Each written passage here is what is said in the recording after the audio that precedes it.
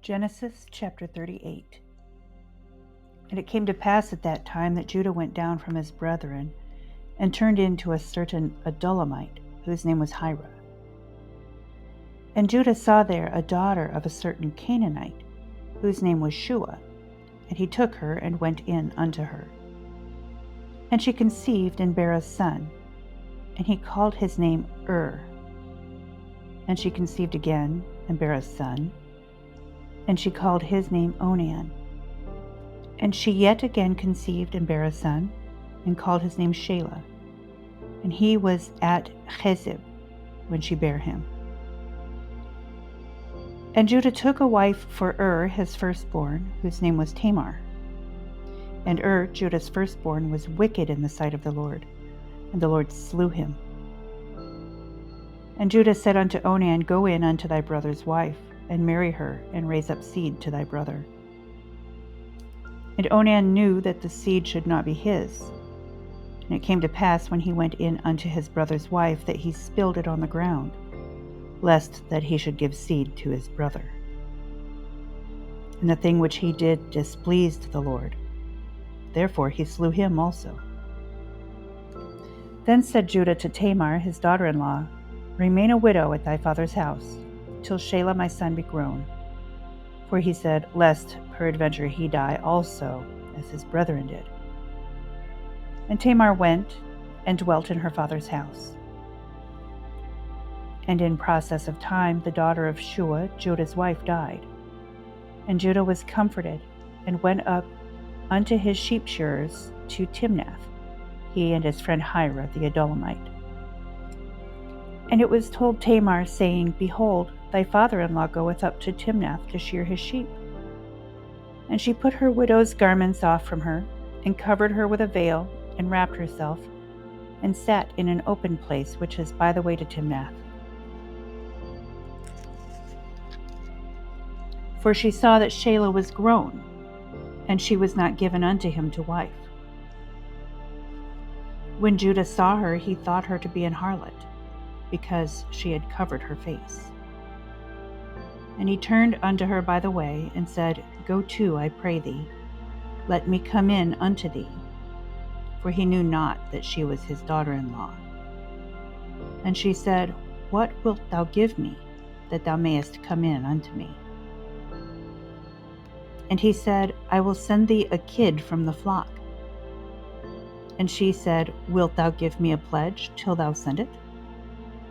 And he said, What pledge shall I give thee?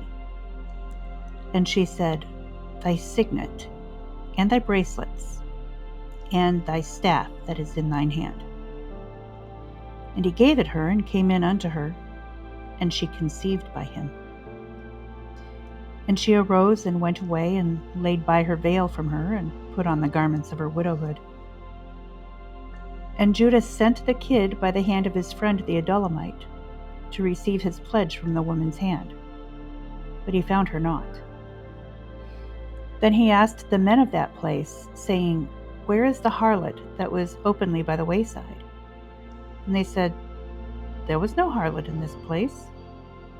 And he returned to Judah and said, I cannot find her. And also the men of the place said that there was no harlot in this place. And Judah said, Let her take it to her, lest we be shamed. Behold, I sent this kid, and thou hast not found her. And it came to pass about 3 months after, that it was told Judah, saying, Tamar thy daughter-in-law hath played the harlot, and also, behold, she is with child by whoredom. And Judah said, Bring her forth, and let her be burnt. When she was brought forth, she sent to her father-in-law, saying, By the man whose these are, I am with child. And she said, Discern, I pray thee, whose are these, the signet, and bracelets, and staff? And Judah acknowledged them, and said, She hath been more righteous than I, because that I gave her not to Shelah my son. And he knew her again no more. And it came to pass in the time of her travail that, behold, twins were in her womb. And it came to pass, when she travailed, that the one put out his hand, And the midwife took and bound upon his hand a scarlet thread, saying, "This came out first." And it came to pass, as he drew back his hand, that, behold, his brother came out. And she said, "How hast thou broken forth? This breach be upon thee." Therefore his name was called Pharaoh. And afterward came out his brother that had the scarlet thread upon his hand, and his name was called Zara. And Joseph was brought down to Egypt, and Potiphar, an officer of Pharaoh, captain of the guard, an Egyptian, bought him of the hands of the Ishmaelites, which had brought him down thither. And the Lord was with Joseph, and he was a prosperous man, and he was in the house of his master the Egyptian. And his master saw that the Lord was with him, and that the Lord made all that he did to prosper in his hand. And Joseph found grace in his sight, and he served him. And he made him overseer over his house, and all that he had he put into his hand. And it came to pass, from the time that he had made him overseer in his house, and over all that he had, that the Lord blessed the Egyptian's house for Joseph's sake. And the blessing of the Lord was upon all that he had in the house and in the field. And he left all that he had in Joseph's hand, and he knew not aught he had, save the bread which he did eat. And Joseph was a goodly person, and well favored. And it came to pass after these things, that his master's wife cast her eyes upon Joseph, and she said, "Lie with me." But he refused, and said unto his master's wife, "Behold, my master wotteth not what is with me in the house, and he hath committed all that he hath to my hand. There is none greater in this house than I, neither hath he kept back anything from me but thee, because thou art his wife. How then can I do this great wickedness and sin against God?" And it came to pass, as she spake to Joseph day by day, that he hearkened not unto her to lie with her, or to be with her. And it came to pass about this time, that Joseph went into the house to do his business, and there was none of the men of the house there within. And she caught him by his garment, saying, "Lie with me." And he left his garment in her hand, and fled, and got him out. And when it came to pass that she saw that he had left his garment in her hand, and had fled forth, that she called unto the men of her house, and spake unto them, saying, "See, he hath brought in an Hebrew unto us to mock us. He came in unto me to lie with me, and I cried with a loud voice. And it came to pass, when he heard that I lifted up my voice and cried, that he left his garment with me, and fled, and got him out." And she laid up his garment by her until his Lord came home. And she spake unto him according to these words, saying, "The Hebrew servant which thou hast brought unto us came in unto me to mock me. And it came to pass, as I lifted up my voice and cried, that he left his garment with me and fled out."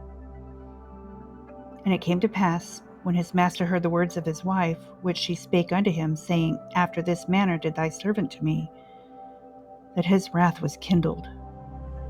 And Joseph's master took him and put him into the prison, a place where the king's prisoners were bound, and he was there in the prison. But the Lord was with Joseph, and showed him mercy, and gave him favor in the sight of the keeper of the prison. And the keeper of the prison committed to Joseph's hand all the prisoners that were in the prison, and whatsoever they did there, he was the doer of it. The keeper of the prison looked not to anything that was under his hand, because the Lord was with him, and that which he did, the Lord made it to prosper.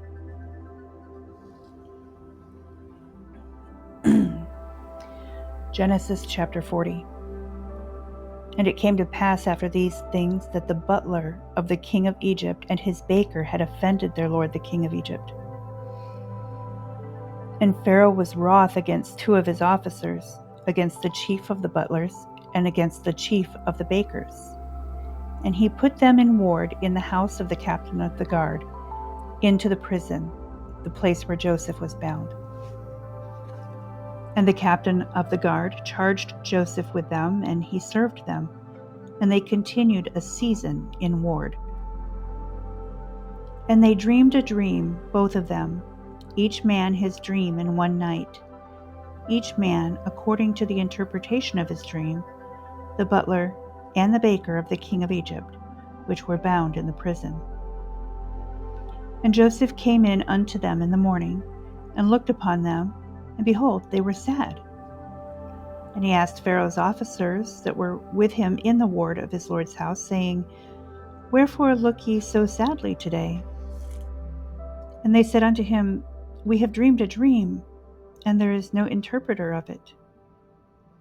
And Joseph said unto them, Do not interpretations belong to God? Tell me them, I pray you. And the chief butler told his dream to Joseph, and said to him, In my dream, behold, a vine was before me, and in the vine were 3 branches.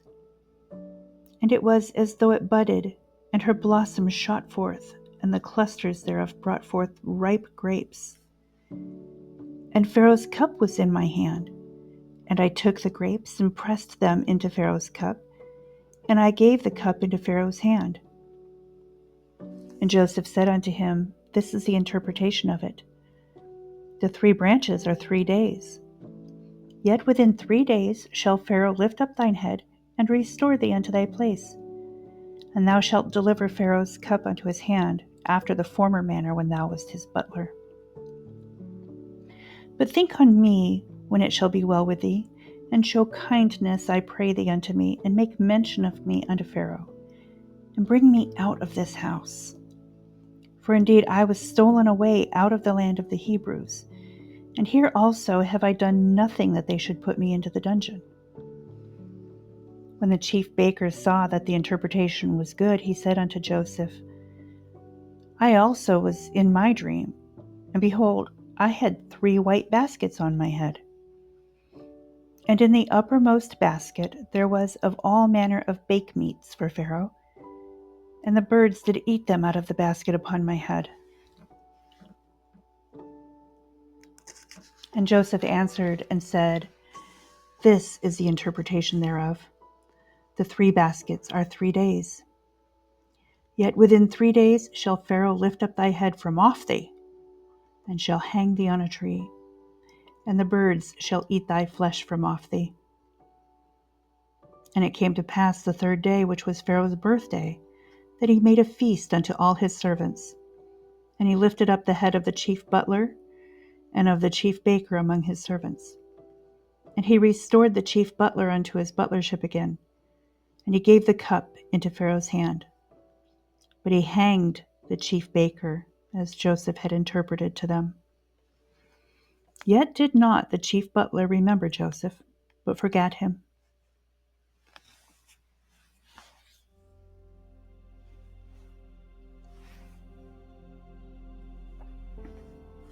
Genesis 41.